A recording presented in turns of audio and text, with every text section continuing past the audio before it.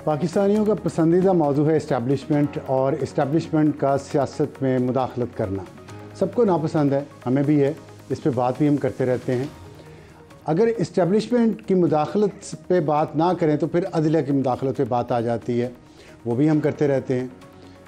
लेकिन क्या ये दो पिलर जो हैं इस्टेब्लिशमेंट और अदलिया, उसके अलावा जो पार्लियामेंट जो पिलर है, क्या वो अपनी ज़िम्मेदारी पूरी अदा कर रहा है? इस पर आज हम बात करेंगे, क्योंकि देखा हमने ये है कि जो तीन बड़ी सियासी जमातें हैं, पाकिस्तान मुस्लिम लीग नून, पाकिस्तान तहरीक इंसाफ और पाकिस्तान पीपल्स पार्टी, उन तीनों का थोड़ा सा सियासी तजिया आज आपके सामने रखेंगे और अपने मेहमानों से बात करेंगे और आप फैसला करें कि क्या हमारी सियासी जमातें उस मेचोरिटी का मुजाहरा कर रही हैं जो आज पाकिस्तान को जिस मेचोरिटी की ज़रूरत है।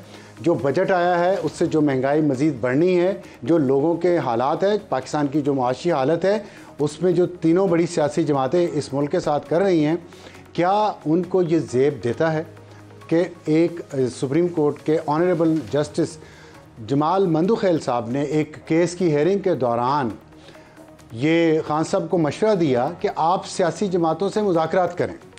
और देखें, अनहोनी ये हुई कि खान साहब ने किसी अकल की बात को मान लिया।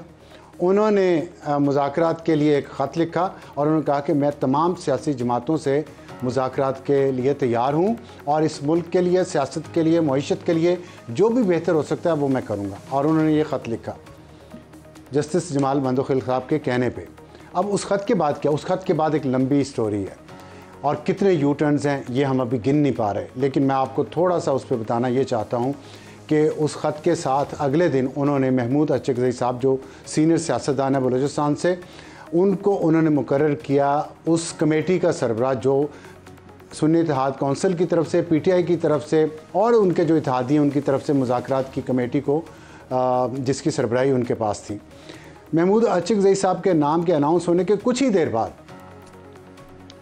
पाकिस्तान मुस्लिम लीग नून, जो कि इस वक्त हुकूमती जमात है, जो हुकूमत को लीड कर रही है पाकिस्तान पीपल्स पार्टी के सपोर्ट के साथ, और वो मुज़ाकरात पे ज़ोर इसलिए देती रही है कि अगर मुल्क में सियासी इस्तेहकाम होगा तभी मुआशी इस्तेहकाम आएगा, लिहाजा ये पाकिस्तान मुस्लिम लीग नून की हुकूमत के लिए बेहतर है कि वो इस मुल्क में सियासी इस्तेहकाम के लिए मुज़ाकरात का आगाज़ करे। लेकिन हमने देखा कि सेनेटर इरफान सिद्दीकी साहब ने महमूद अचकज़ई की नॉमिनेशन के फ़ौरन बाद सेनेट में इजहार ख्याल किया और उसमें उन्होंने क्या कहा, आप खुद देख लें। आप कहते हैं जी कि वो अचकज़ई साहब की कमेटी जो है वो हमसे बात करेगी। अब मुझे नहीं पता कि अचकज़ई साहब की कमेटी क्या बात करेगी, क्या जमानत देगी हमें, और क्या जो इनका मौक़िफ़ रहा है कि ये पार्लियामेंट ठीक नहीं है, ये फॉर्म 45 पे आई हुई है, इनसे बात नहीं हो सकती। अगर वो मौक़िफ़ बरकरार है तो क्या बात होगी? कोई बात नहीं होगी फिर। और अगर वो मौक़िफ़ खत्म हो गया है तो उसका ऐलान करें कि आज के बाद ये चोर नहीं है, ये डाकू नहीं है, ये पाकीज़ा हो गए, फिर हम बात भी कर लेंगे। अब ये जो शराइत आयद की हैं सेनेटर इरफान सिद्दीकी साहब ने, ये पहले हमें शराइत कहीं नज़र नहीं आई। पिछले दिनों जब भी बात हुई यही हुई कि आगे बढ़ना चाहिए, मुज़ाकरात होने चाहिए, ये बात सुप्रीम कोर्ट में भी कही गई। इस बयान के अगले ही दिन यानी आज खान साहब ने अपने केस की हेयरिंग के दौरान उन्होंने एक बयान दिया और उन्होंने कहा कि फ़ैसले बड़े साहब करेंगे तो सियासी जमातों से बात का क्या फ़ायदा, और उन्होंने कह दिया कि अब मुज़ाकरात नहीं होंगे सियासी जमातों के साथ। तो खान साहब को ये बात समझाते हमारे बाल सफ़ेद हो गए कि खान साहब, अगर सियासी जमातें आपस में मुज़ाकरात नहीं करेंगी तो फिर अहकामात बड़े साहब के ही जारी होंगे। लेकिन वो क्यों नहीं समझते, इस पे हम बात करेंगे। लेकिन इसके साथ साथ ये तो मैंने आपको दो बड़ी सियासी जमातों का बताया। अब तीसरी जमात है पाकिस्तान पीपल्स पार्टी। पाकिस्तान पीपल्स पार्टी ने पिछले 2 साल में जो सियासत की है, जिसमें कभी वो हुकूमती जमात की इत्तेहादी होती है, कभी वो उसके मुखालिफ होती है, इसकी एक लंबी हिस्ट्री है। और उस पर वो शुरू होती है बात जब खान साहब के ख़िलाफ़ अदम एतमाद की तहरीक थी। जब वो आई तो पाकिस्तान पीपल्स पार्टी ने कन्विंस किया पाकिस्तान मुस्लिम लीग नून को कि अदम एतमाद आना चाहिए और यही आगे बढ़ने का रास्ता है। उसके बाद अदम एतमाद आई तो पाकिस्तान मुस्लिम लीग नून इलेक्शन में जाना चाह रही थी, लेकिन पाकिस्तान पीपल्स पार्टी ने कहा कि असम्बलियों को अपनी मुद्दत पूरी करनी चाहिए, हमें हुकूमत में रहना चाहिए।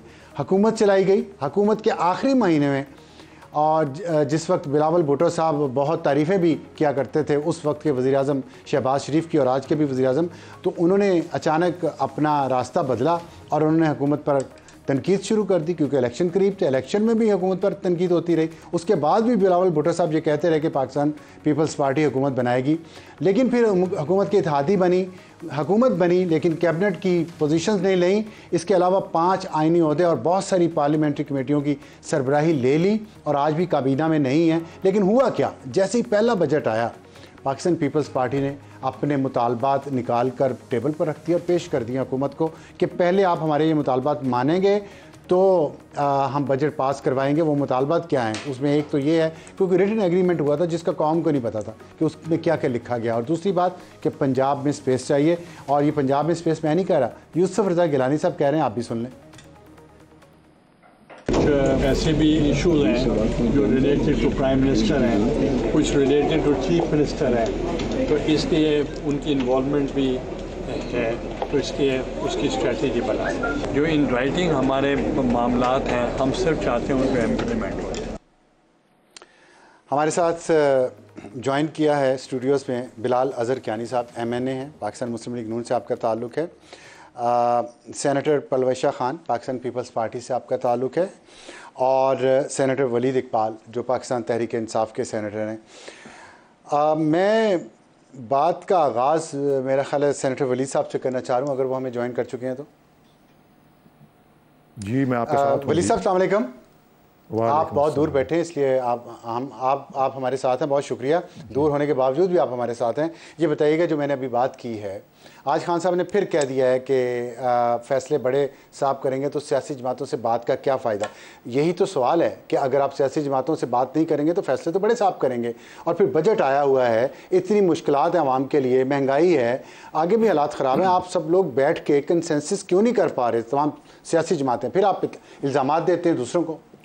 देखें जी, इसका जवाब बड़ा सिंपल है, मेरे नज़दीक तो बहुत सिंपल है। मैं बतौर एक अपनी पार्टी के तर्जुमान के मेरे पास जो मुसलसल, देखें हमें एक चैलेंज का सामना तो ज़रूर है कि हमारे बानी चेयरमैन जो हैं वो कैद में हैं और उन तक रसाई जो है वो महदूद होती है, और रसाई के प्रोसेस में फिर कुछ मैसेजेस गार्बल हो जाते हैं। मेरे लिए रोज़ रोशन की तरह वाज़े रहा है मेरे बानी चेयरमैन का मौक़िफ़, और कल मैं इस्लामाबाद में ही था, और कल रात का खाना भी मैंने रऊफ़ हसन साहब के साथ मेरा हुआ लाहौर रवानगी से कबल, और तफसील से मैंने उनसे भी बात की। वो हमारे तर्जुमान आला हैं और वो खान साहब से दोपहर मिल के आए, 1 घंटे की मीटिंग करके आए। ये कल की बात। उन्होंने कहा कि मुज़ाकरात नहीं होंगे अब। नहीं जी, उन्होंने जी, मैं यही तो अर्ज़ कर रहा हूँ।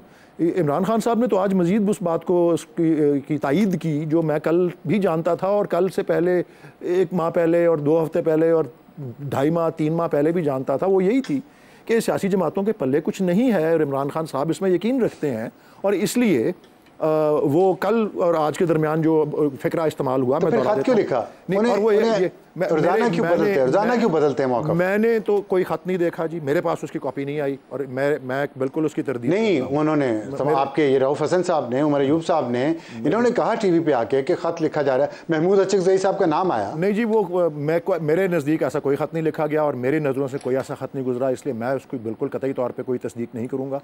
और अगर आप तस्दीक इस बात की भी कर रहे हैं कि वाकई मिसकम्युनिकेशन है आप सबके दरमियान, क्योंकि अंदर से मुख्तलिफ लोग मुख्तलिफ बातें करते हैं बाहर आके। जी, ऐसा हो सकता है हो, लेकिन मैं हमेशा रऊफ़ हसन साहब की बात को फ़ौक़ियत देता हूँ, और उन्होंने किसी मरहले पर भी खान साहब के तवस्सुत से भी या वैसे ख़ुद से भी कभी, और कल से और आज के दरमियान जो एक नया फ़िक्रा मैंने सुना है कि जी अच्छा, अगर मुज़ाकरात इन पॉलिटिकल पार्टीज़ ने करने हैं तो अपना अथॉरिटी लेटर तो दिखाएं कि किसने उनको मैंडेट दिया है ये करने का, ये जिन्होंने इनको यहाँ पे ला के प्लेस किया है, हम उस मौक़िफ़ पर कायम हैं। ये फॉर्म 47 की पैदावार हैं, और जो इरफान सिद्दीकी साहब ने फ्लोर ऑफ द सेनेट पे कहा वो बिल्कुल बात दुरुस्त है, हम उससे पीछे नहीं हटे। और अब तो वो सिर्फ वो भी कह रहे हैं कि जी अगर आप उससे पीछे नहीं हटे तो हम भी कोई मुज़ाकरात नहीं होंगे, तो हम तो वैसे पहले ही वहीं खड़े हुए थे। जो इस वक्त रियासत की पॉलिसी की समत का तयन कर रहे हैं, जिन्होंने रियासत के निज़ाम को असेंबल किया है, हम उनसे बात करना चाहते हैं। अगर वो इंटरेस्टेड हैं, हम उनसे तैयार हैं, हमने कभी भी मुस्तरद नहीं किया। तो आप वहीं खड़े हैं, ठीक है, आपका मौका वही। वापस बिलाल साहब, वो तो आपसे बात ही नहीं करना चाह रहे, और आपने भी कंडीशन लगा दी हैं। अब ये वलीद इकबाल साहब और रऊफ़ का ये मौक़िफ़ है, एक और ग्रुप कुछ और मौक़िफ़ भी लेके आया था, आपके पास क्या इतला थी? आपने गारंटी लेटर क्यों मांगा? जी बिस्मिल्लाहिर्रहमानिर्रहीम। अफसार साहब बहुत शुक्रिया जी अपने शो में दावत देने का, और आपको नए शो की बहुत मुबारक भी हो जी। शुक्रिया। देखिए अफसार साहब, ये अब एक सब थक गए इस तमाशे से, एक बिगड़े हुए बच्चे के तमाशे से। देखिए एक जमात है और एक फ़र्द है जिसने बार बार साबित किया है कि वो गैर जमहूरी रवैया रखता है। ये जमाती गैर सियासी जमात है, और ये 2018 से कबल भी अपने उस मुसल्लत शुदा वज़ीर-ए-आज़म होने के बाद के टेन्योर में भी और उस दौरान भी। तो वो तो आपको कहते हैं, आप भी मुसल्लत शुदा वज़ीर-ए-आज़म। देखिए मेरी गुजारिश ज़रा सुन लीजिए जी। देखिए मेरी बात है, वो तो कहते रहे, वो तो 50 बातें करते रहे जी, उनका क्या है। अभी आपने खुद कहा कि आज लेटर लिखा कल मुड़ गए, इसको छोड़ दें। मेरी गुजारिश ये है कि एक गैर सियासी जमात है जिसने आज तक कभी भी जमहूरी और सियासी बात करने का कोई सबूत नहीं पेश किया, सियासी जमातों से डायलॉग का कोई सबूत नहीं पेश किया। और ये हमेशा 2018 से पहले भी जब धरने करते थे तो उस टाइम भी बैसाखियों के ऊपर कुर्सियां लगवाते थे, स्टेज करवाते थे। हुकूमत भी उस तरह ही मिली, हुकूमत चलाई भी उस तरह, मुंह में नवादा डाला गया, मुंह से चबाया गया। उसके बाद निकले फिर से बैसाखियों की तलाश में।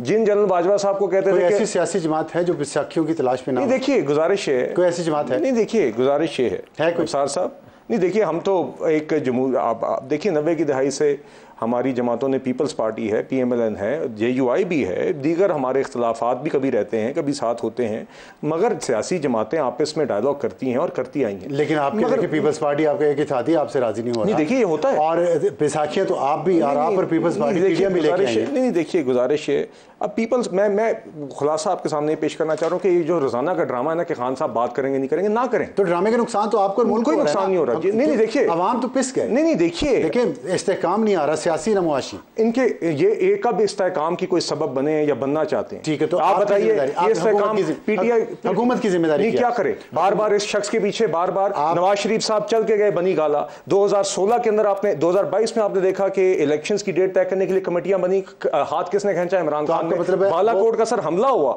ये ही was prime minister of the country, मुसल्लत शुदा से। उस ब्रीफिंग में वो अना की वजह से नहीं है। आपको जिधर वो लगाएगा आप लगते जाएंगे। नहीं देखिए हम काम करेंगे तो फिर फैसला करें। नहीं फैसला क्या सर? फैसला है 9 मई की आप देख लें, आप इतना उसका शोर में चाहते हैं, उस पे क्या हुई है सर? वो कोर्ट्स ने करना और होनी नहीं, देखिए कोर्ट्स ने करना। और अफसार साहब देखिए वो मामला कोर्ट 1 साल से ज्यादा हो गया। अवाम का मसला 9 मई के केसेस चल रहे हैं। Imran Khan is not the countries problem right now.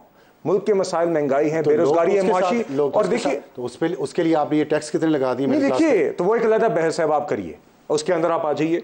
पिछले 3 माह के अंदर स्ट्रक्चरल रिफॉर्म्स की तरफ आपने देखा। मैं इस पे आता हूं, अगर मैं पहले मगर मैं आपको कहना ही चाह रहा हूं, मैं खुलासा इस लुबे लबाब इस बात का ये है कि देखिए मेरा ख्याल है अगर सियासी जमातों के बीच में डायलॉग हो तो बेहतर है। पार्लियामान वो फोरम है। तो फिर आपने कंडीशंस क्यों लगाई? इरफान सिद्दीकी साहब ने शराइत क्यों? देखिए बात ये, हम जब भी बात करते हैं, हमने जब भी कोशिश की, मैंने आपको मिसाल दी, मेरा नहीं ख्याल किसी भी शख्स के साथ इतनी दफा डायलॉग की कोशिश की गई है जितनी इमरान खान के साथ की गई है। मगर अगर ये समझते हैं कि इनके साथ डायलॉग हुकूमत की है, किसी की मजबूरी है, ये इनकी गलतफहमी है, इनके बगैर भी काम चलेगा, अगर ये उसका अमल का हिस्सा बनेंगे तो बेहतरी होगी, बेहतर तरीके से होगा, मगर उसके बगैर भी काम चलेगा। हुकूमत जो ये समझती है कि वो कोई ब्लैकमेल नहीं कर सकते।